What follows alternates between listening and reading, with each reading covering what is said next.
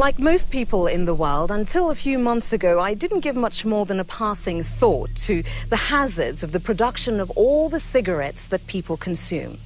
Well, in the next hour or so, we'll introduce you to 6 children, tobacco's children, whose lives are inextricably linked to Burley and Virginia tobacco. We begin our journey here, in a country known as the warm heart of Africa, Malawi.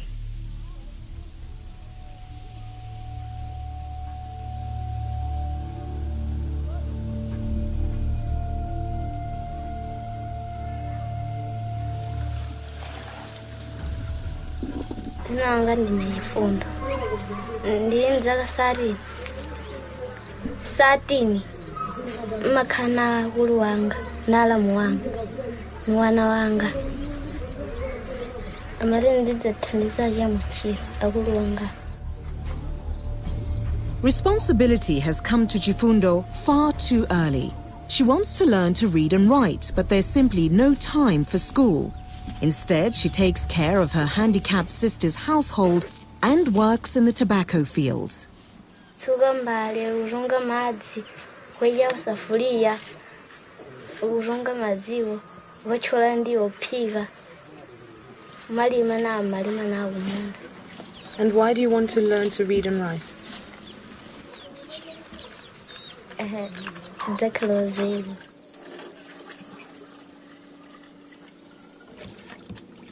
That's just one side of Chifundo. Her shy smile masks her unhappiness.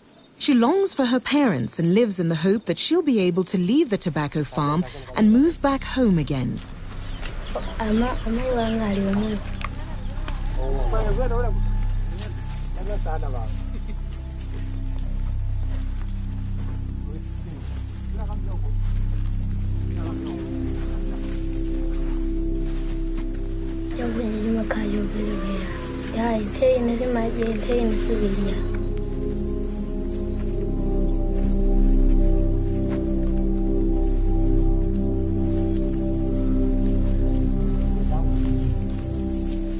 It will be history for this country to keep saying that we don't have food. It will be history. We are going to have bumper of food in the country. Yes, some people will be lacking food. It's how it's supposed to be. It doesn't mean that each and every person can be 100% having food. There are some people who are lazy, even if we bring down the prices of fertilizer, even if you give them the equipment, they are born lazy. But a number of people, 98%... But surely, Madam Minister, with all due respect, surely you're not suggesting to me now, as we sit here, that in a country that is as poor as Malawi is, and when you're outside and you look at what goes on, that people are hungry because they're lazy. I mean, surely that is not what you're suggesting. No.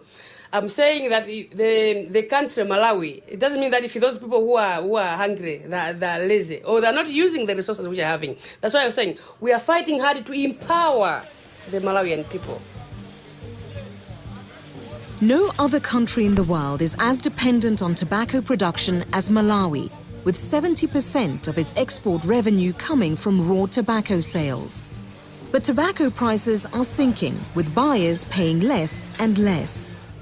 In Malawi, there are a large number of small landowners whose relationship with their workforce is often patriarchal. They complain bitterly, swearing over exceedingly low prices and saying there's no future in tobacco growing. The landowners, often accused of behaving like slave drivers, are also victims of the tobacco companies' profit-making. Over a 9-year period, raw tobacco prices have fallen by 40%.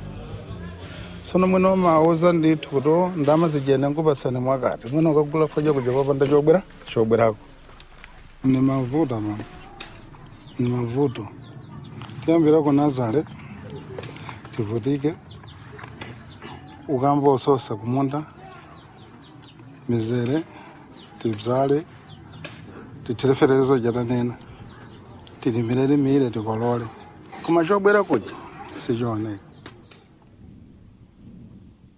The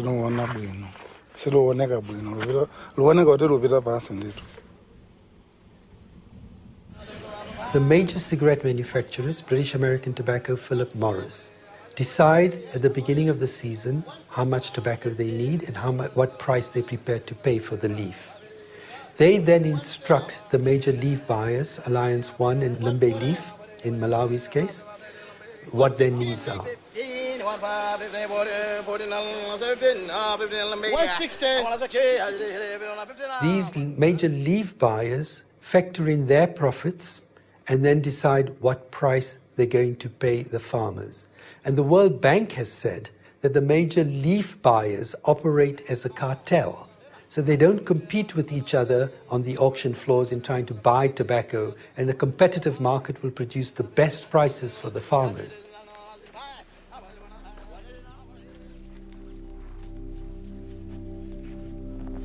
Child labour isn't just a tobacco industry problem, it's fueled by poverty.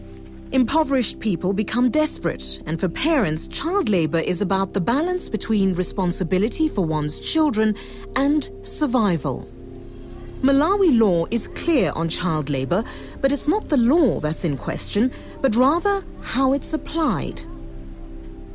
So far, we have last year, the year ending December, we have prosecuted almost 600, close to 600 people. Well, I would say that there are some people that have been prosecuted.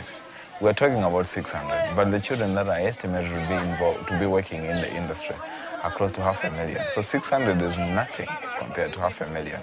And these are children that are working through and through the year. So what I'm saying, there is something that is being done. It is very, very small. That is for a fact. You know, what I would rather want to see is maybe the government putting pressure on the industry, you know, to contribute more towards the elimination of child labor.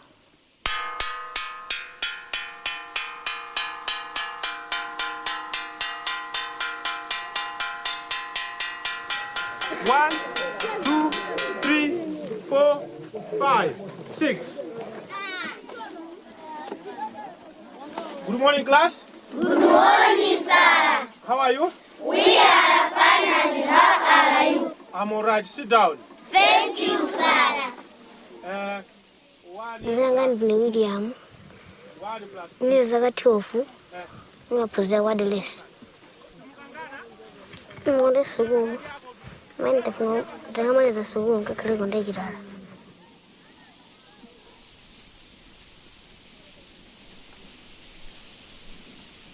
Mimi ndiko sugu.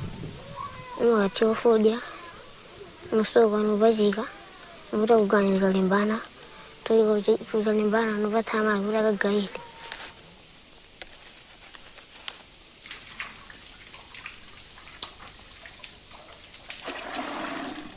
Nibafuna aphuzile atakhayo tsogolola bwino tsogolo wake.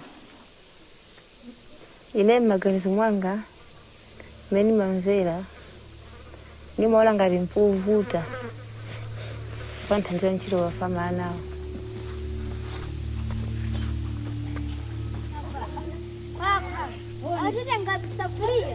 In the tobacco growing industry in Malawi, tenant farming is spoken of, but compared to European conditions, it's more like serfdom. The growers don't own the land they cultivate, they grow tobacco for the landowners. Their pay is a share of what the landowner makes at auction, but only after deductions for food, seed, and other supplies. The amount of kwacha left is minuscule. What is less talked about is the unspoken preference for families with children, whose labor has become a necessity.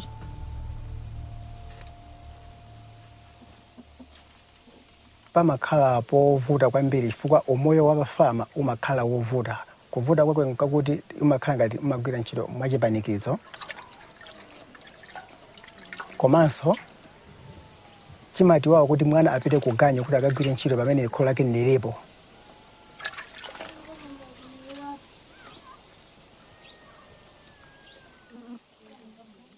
Mama maphika phalana kuja kuti azipita kusukulu.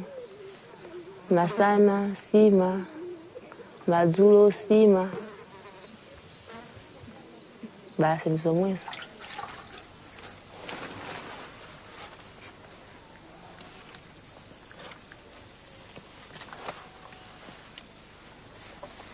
Leja. Leja. Chumba. Daya ni chu. Baya ni bata sini.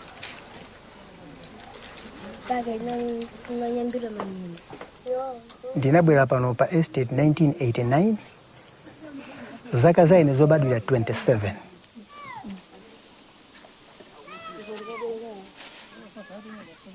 Nderi ndili ndi wana 4 amene nabereka nawo ene kuchoka kwa amayi amenewo. Mwana woyamba zina lake William ali nzaka 12, Rogers ali nzaka 10. Mwana wachitatu Dorika ali nzaka 5. Mwana wa namba 4 Agnes ali nzaka 2.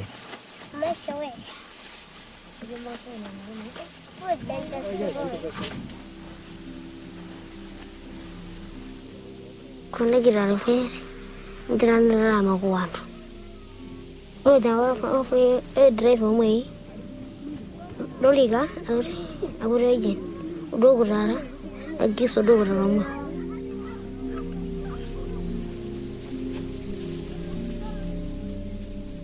We find a lot of children who are working in the tobacco industry, mainly during the harvesting of tobacco.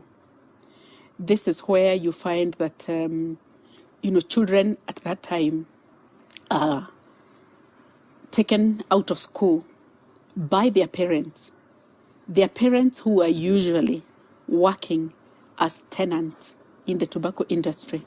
On correct land use. The tobacco industry is keen to promote its own anti-child labour organisation, the ECLT, which runs projects in schools. Many who work for the ECLT seem intent on preventing child labour, but compared to the size of the problem, the projects are extremely limited. You say you've played your part by building a school. Surely you can do more than that. Really, we can do more than that, but I think you also have to understand the social and economic situation of Malawi. You also alluded to say, in terms of poverty, most of these kids cannot go to school in their own empty stomach, and most of them, they also need to work for them to survive. All along, we are saying that our farmers do employ the adults. In the context of the children being assisting their parents, if they're employed, that's a different case. But if they're assisting their parents, do you still say that's child labor? Now, there's a lot of lip service about it, programs encouraging to build schools. But if they can make it mandatory that any parent or any household that is producing tobacco on their behalf does not employ children, or they will not buy that tobacco, that will be the first step in doing it.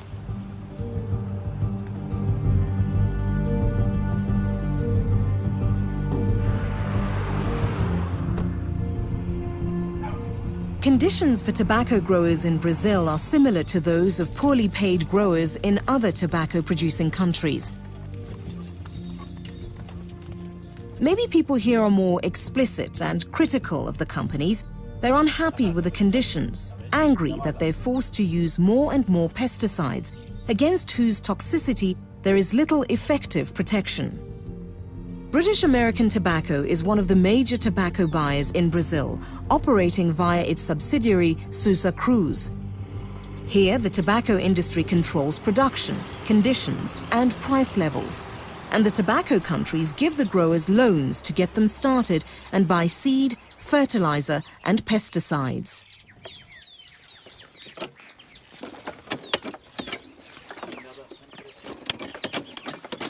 Meu nome é Mãe.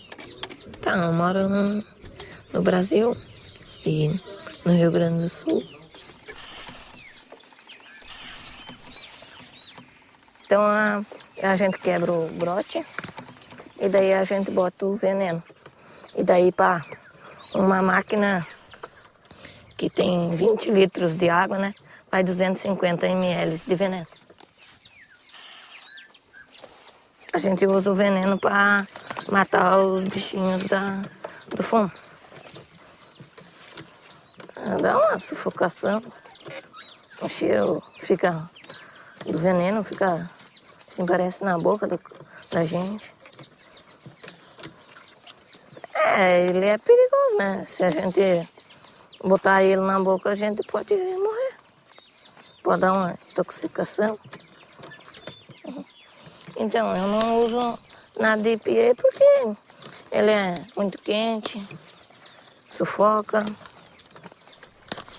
O EPI, né, que é o equipamento de proteção individual, é um equipamento que a empresa orienta o fumicultor a usar durante a aplicação do agrotóxico. Na época do ano em que ele é aplicado é época de calor, então é muito quente, que é tudo plástico, plástico, e eles às vezes dispensam um ou outro equipamento e isso propicia a absorção do veneno através da pele. É somente, não são muito exatas.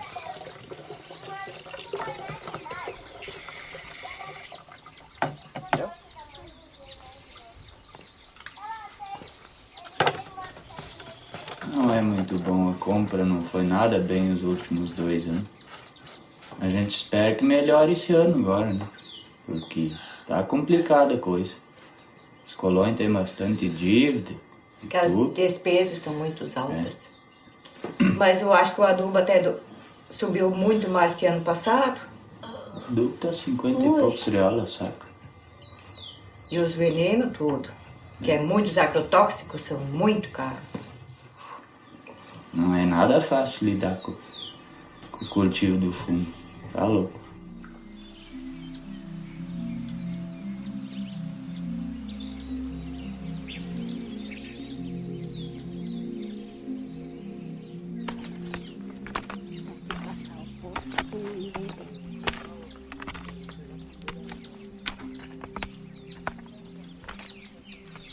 Meu nome é Davi Tamar Santarém, eu tenho 13 anos.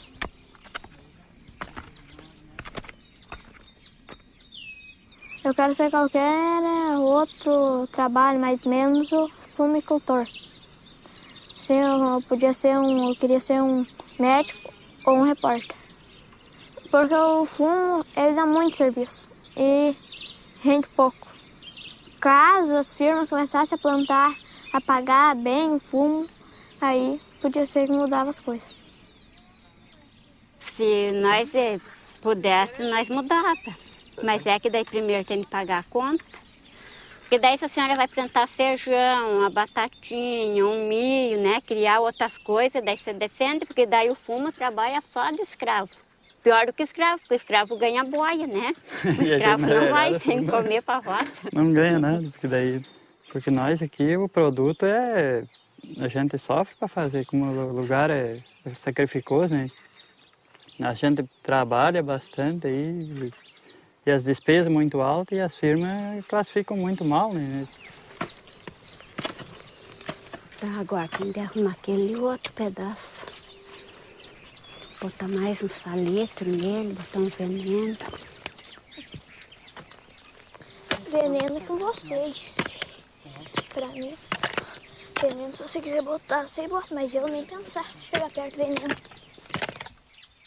No veneno, o pai nem deixa mais eu colocar a mão, por causa daquela vez que eu mexi no veneno.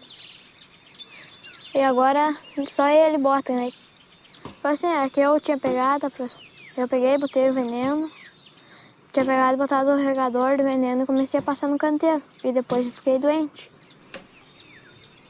Eu me senti com dor no estômago, me deu hemorragia, botava sangue pela boca, pelo nariz e urinava sangue.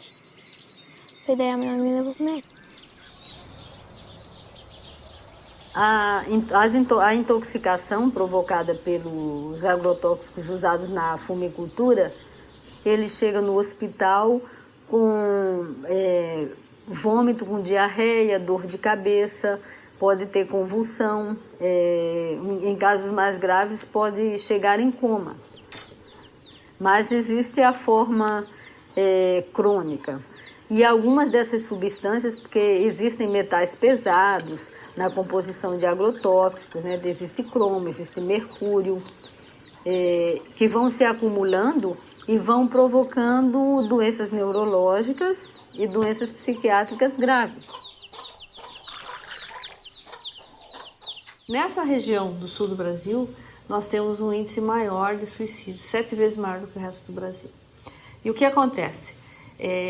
Isso está intrinsecamente ligado com os agrotóxicos utilizados na cultura do fumo.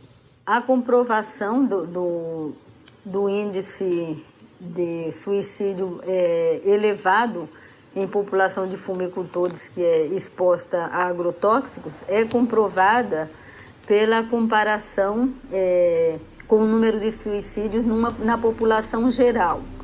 Então a gente nota que o número de suicídio é bem maior. É uma coisa que não é só na estatística que você comprova. Assim, de repente, até a própria população do local percebe que as pessoas estão se matando muito. This is the reality for Michael and his family, who continue to grapple with his father's suicide. O nome do meu pai era Bruno. Ele era fumicultor também. E daí ele se deu um tiro com a arma 22 na cabeça. Talvez ele sobreviveu, acho, umas 24 horas, porque ninguém não sabe quando que ele fez isso, que nós não estávamos em casa. Pessoalmente, eu também não tenho como falar se é ou não é, porque ele era uma pessoa nervosa sempre, assim. Mas não tanto como depois, assim, que começou uns anos depois, assim, que ele ficou assim, quando ele começou a trabalhar mais com os venenos, porque primeiros anos não existia veneno. Isso era só um veneno cá lá que botado na lavoura. Depois começou a existir os venenos, assim, mais que as firmas exigiam. Aí ele ficou, o estado dele cada vez piorava, assim, o estado nervoso dele e tudo. Seria bem mais fácil com meu pai aqui, ajudando nós.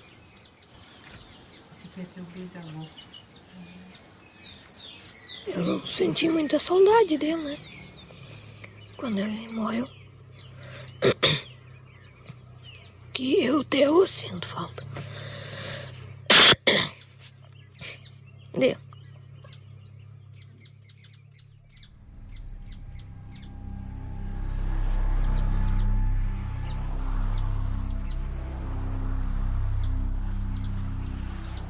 Estimates of those affected by poisoning vary from 6,000 to 300,000 a year. Doctors and lawyers are critical of the shortcomings in Brazilian law and the lack of follow-up. The statistics are unreliable. And bringing charges against the tobacco companies is hampered by shortcomings in medical checkups and substandard health statistics, a complete lack of follow-up and a lack of interest. O nosso processo é uma exceção. Conseguimos, a partir do ano passado, depois que saiu o laudo, a perícia, o agricultor é o primeiro caso do Brasil, aqui no Paraná é o primeiro, inclusive foi para o Tribunal de Justiça, o tribunal confirmou que a empresa vai pagar, está pagando um valor mínimo, não é o que ele necessita, mas já está pagando o tratamento médico dele.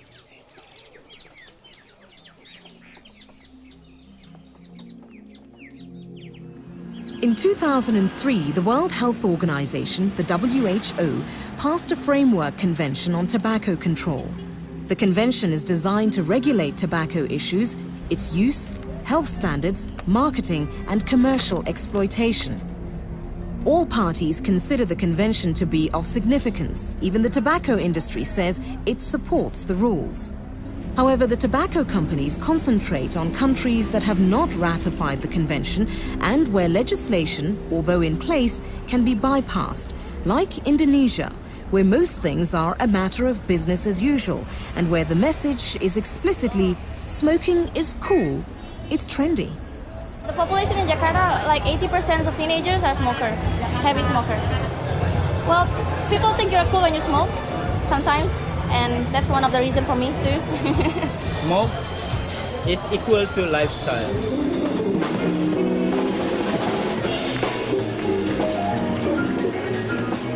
I think Jakarta nowadays is really cool and hip and yeah, just it's really in right now. So this festival really can make effort and profit to its country. G Samsul Fasal is the sponsor of Java Jazz. The most promoter is from the cigarette industries. They do massive promotions and advertising, luring the youth to start smoking. They give out free cigarettes, even though it is prohibited by the government regulation. They don't care. So we're trying to say that, do you want to give your money to tobacco industry? They're getting rich. You're getting dead. That's what I say to those young people. Tobacco industry plays an important role in national economy, as well as creating jobs. From this point of view, I think that tobacco industry is very important for my country.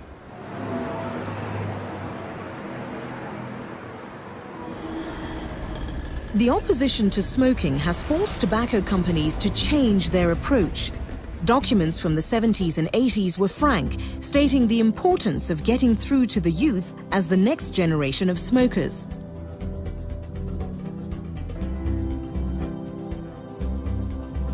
Today, the marketing strategy is more subtle. Social responsibility, anti-child labor campaigns, health information, and even rules forbidding the youth to smoke. But critics speak of empty words and an all-too-transparent front. I think it's window dressing. It is not charity. It is buying friends and political influence. The tobacco industry knows that many adults and many governments don't want children to smoke, so they have to say, we're against children smoking. They have these retailer programs that say, we do not sell cigarettes to children under the age of 18. But in practice, their advertising and their behavior shows that children are a key market for the tobacco industry.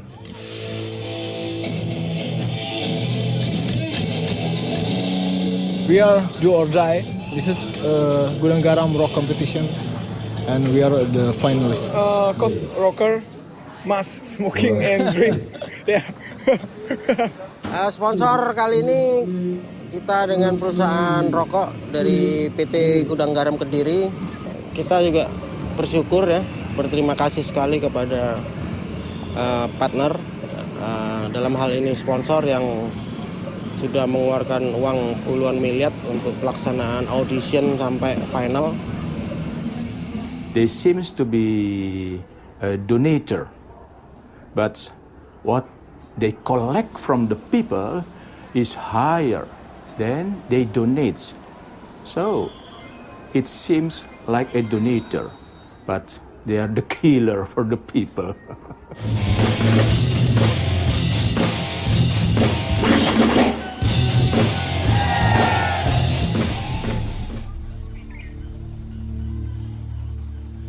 Bangladesh was early in ratifying the WHO Framework Convention on Tobacco Control. But despite that, the country has fallen prey to the tobacco industry.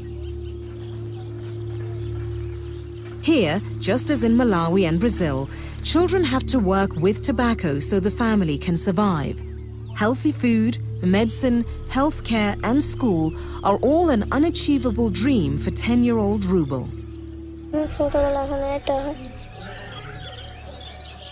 ছোটবেলায় অনেক তাকে এখন বসলেও হবে দাঁড়ালেও হবে ডর মারলেও হবে জ্বর ডর ফর কর দেখবে শুধু ডুম ডুম করবে বুকে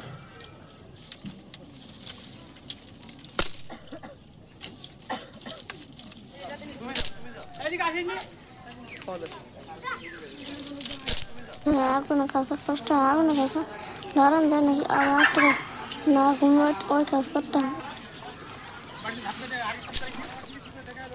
আমার খারাপই লাগে গরমে এই রোদে মানে সারাদিন তামুক ঘরে জাল দেয়া ছেলে মানুষ এখন কি করবো না দিই তার পাননি ধরেন বুকের খুবই সমস্যা কথা বললি খাতি ওই বড় ছেলেটার সব ধারই সমস্যা ধরেন ঢাকায় নিয়ে যাওয়া চিকিৎসা করার কথা বলে ধরেন আমরা পারিনি। এই তাই সে বলছে আমি করতেছি না, একটা জানের মধ্যে কত কি বলে ধরেন মনের মধ্যে একটা চিন্তা আসে ভবিষ্যৎ আমার ছেলেটা কি করে খাবে। These children are dying, of course they're dying of diarrhea, they're dying of pneumonia, they're dying of malnutrition, but really they're dying of inequality.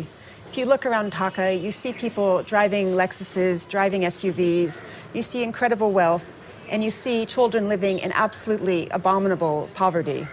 So the question is, how do you address the inequality? One of the answers is to prevent the tobacco industry from exploiting the poor. এটা চোখে, এটা গাবলা, এটা গুঁড়ো, এখানে খেতা বালিশ থাকে, ওইখানে জিনিসপত্র, গাবলা, ইন, হাড়ি, ঢং, এগুলো সব হাড়ি পাতিল, এডি চালের হাড়ি।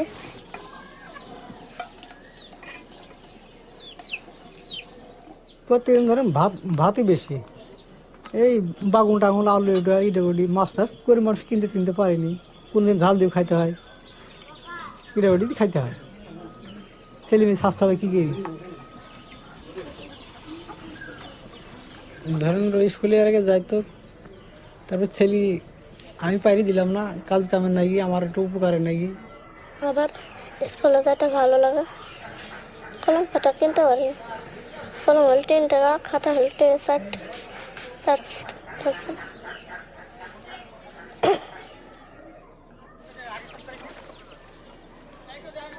আমার ঘরের লোকে চাষ টাস করে, আমরা লোভে পড়ি করেছি, করি লাভবান হইতে পারেনি, লসের হারই বেশি। মানে 8 দিন ঘুম কামাই করি ছেলে বিলিনি, 5 দিন জাল দিতে হয় নিম্ন, 2 রাত 2 দিন, আবার 1 দিন মানে রাত দিন। জমি নাই তো, আমরা গরিব মানুষ, জমি জায়গা নাই। ধরেন 1 বিঘা জমি নিলে 4000 টাকা, 4000 টাকা গুছাতে পারেনি, জমি নিতে পারেনি, লাভও হবে না। অর্থাৎ জন খাইলে দিন 50 টাকা 60 টাকা আসে, তাই নি চাল ডাল কিনি, ছেলে মেয়ে খাওয়াই, আর কোনোদিন কাজ চলেও না, কষ্ট করতে হয়।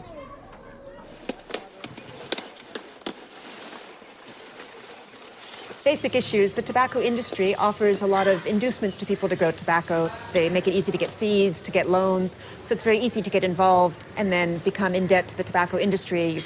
We're not saying force them to stop growing tobacco, but there are a lot of people who would very much voluntarily switch. They want to stop growing, but they don't have the needed resources. They're in debt to the industry, or they don't have the money to buy the inputs. If somebody were helping them, we would see this switch and the family would directly benefit, then there's always something left over to feed your family. If all you have in your land is tobacco and you have no money lying around to buy foods, you're out of luck. Your family's not eating.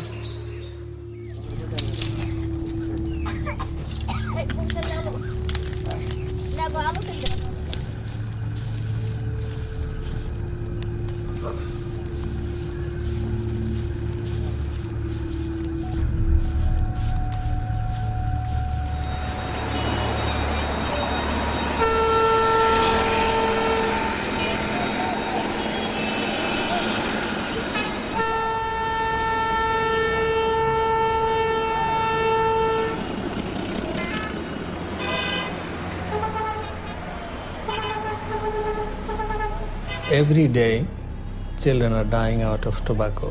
So it needs clarification how they are dying. Number one, they don't get adequate nutrition because their households are spending a lot of money in tobacco.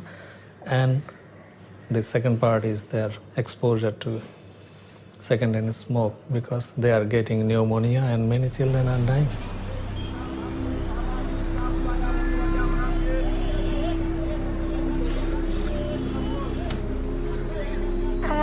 আব্বু যদি ওই টাকাটা দিয়ে cigarette না খায় তাহলে আমাদেরকে ওই টাকাটা দিয়ে অন্য কিছু কিনে দিতে পারতো।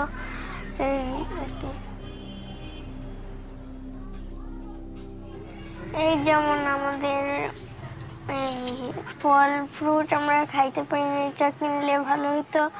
তারপরে তাছাড়া এখানে আমাদের খাওয়ারও এখন অসুবিধা হয়, কিছু বাজার সাজার করলে ভালো হতো। When sales in affluent countries begin to decline, the tobacco industry explores new hunting ground, new targets and new smokers. যেহেতু আমি দৈনিক 100 টাকা হারে বেতন পাচ্ছি, সিগারেটের পিছনে আসলে হিসাব করা নাই। কোনোদিন হয়তো 20 টাকা হয়, কোনোদিন 40 টাকা, আবার কোনোদিন 60 টাকাও হচ্ছে, কোনোদিন আবার 10 টাকাও হচ্ছে। আর আমি পুরো প্যাকেটও কখনো কিনি না। আমরা ওয়ান স্টিক করি প্রতিদিন, যখন যেটা প্রয়োজন একটা করে নিই। এই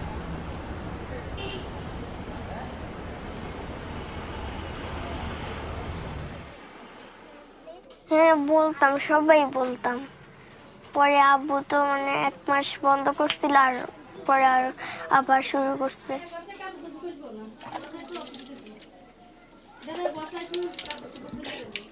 বলতাম যে আব্বু সিগারেটটা ভালো না, তুমি এটা বন্ধ করো না কেন, এইসব বলতাম। আমি তো খাইতাম আগে হইলো সিজার অ্যাট ফার্স্ট, দাম ছিল 10 পয়সা। তা এখন দেখতেছি ছোট সিগারেটগুলো খাইলে অনেক সময় মানে অনেক সমাজে সেটা গ্রহণযোগ্য হয় না, যার জন্য সিগারেট কম খাই, ওই বেনসনে খাই।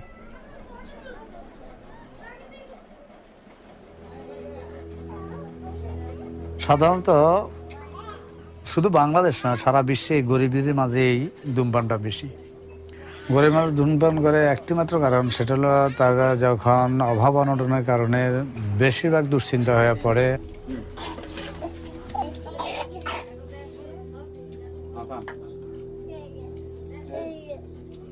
It's a vicious cycle. Those who are poor, they consume tobacco more, and once they start consuming, they become more poor. So this vicious cycle continues. This is well known and well established. So we should break this cycle at any point.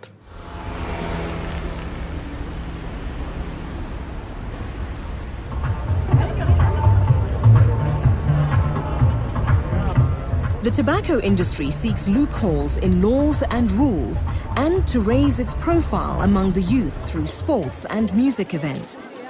It must think smart.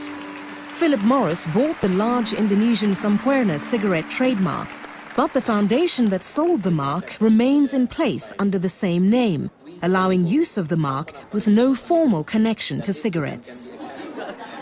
I would like to be a singer one day, so I want to join the singing competition to make my voice be better.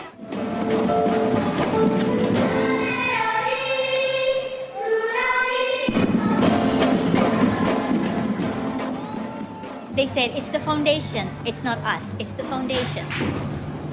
Okay, it's the way around, but the foundation is the same name as the brand. Yeah. We have to admit that it's very, very, very smart. Very good. They can say it's the foundation, it's not the brand.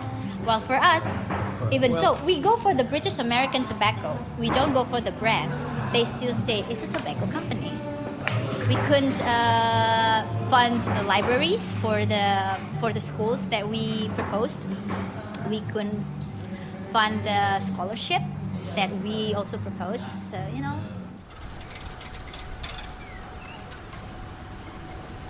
There also appears to be an agreement within the tobacco industry on its communication strategy. In all the countries we've visited and heard the plight of tobacco's children, we've requested interviews with tobacco companies. Their response was polite and apologetic, but no less categorical. In Brazil and Bangladesh, security guards even prevented us from filming company signs and buildings. Can I ask one thing? Sure. Can we just take a picture of the sign? This brick sign. Sorry. That Really says sorry, British American Tobacco Bangladesh only. Ma'am, I'm really sorry. So not even the sign on the outside Please, of ma'am. this fence. I'm sorry. Initially unaware that our cameras were rolling, the PR officer at Philip Morris owned Sampurna in Indonesia explained the situation. Very much for coming.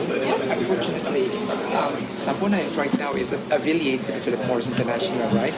So the problem with me is, if we are having the interview, the problem is once suddenly I appear somewhere in Sweden or in Germany or whatever, and then the Philip Morris like, What is he doing in the media? You know what I mean? Why? No, I don't. No, because I have to get a permit first, especially for the overseas media.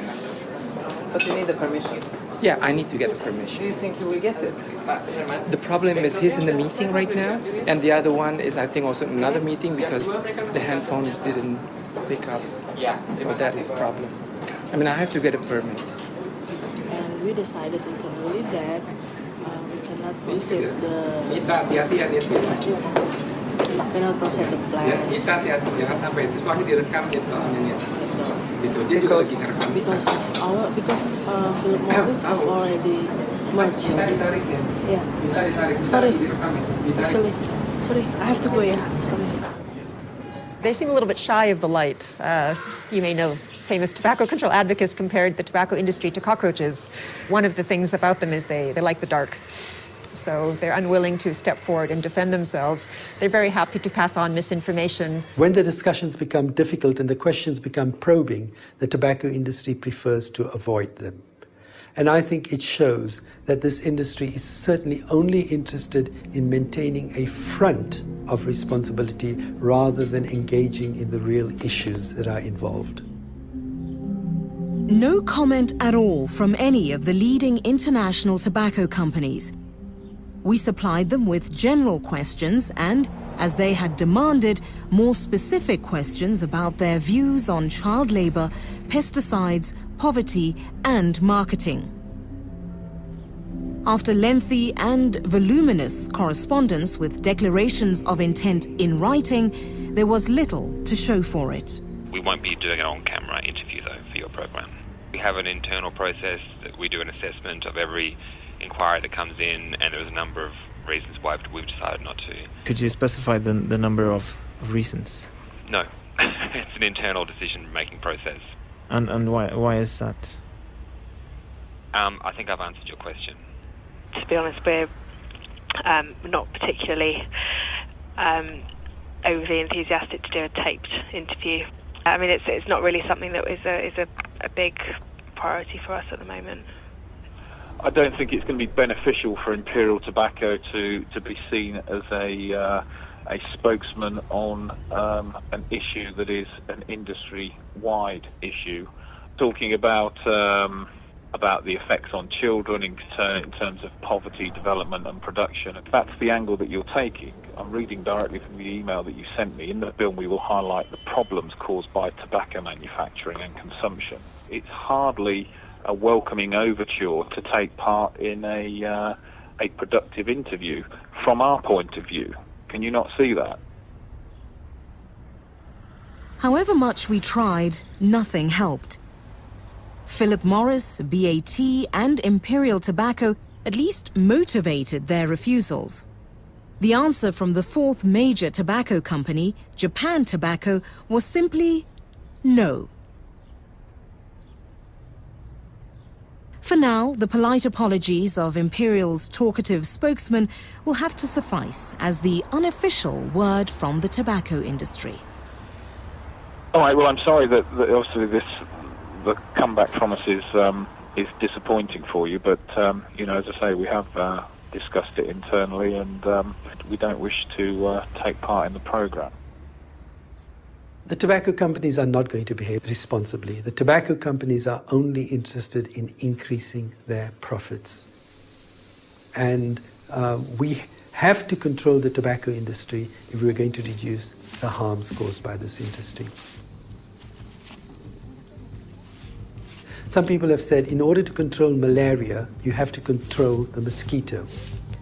If you want to reduce death and disease from tobacco and the economic harms of tobacco, you need to control the tobacco industry.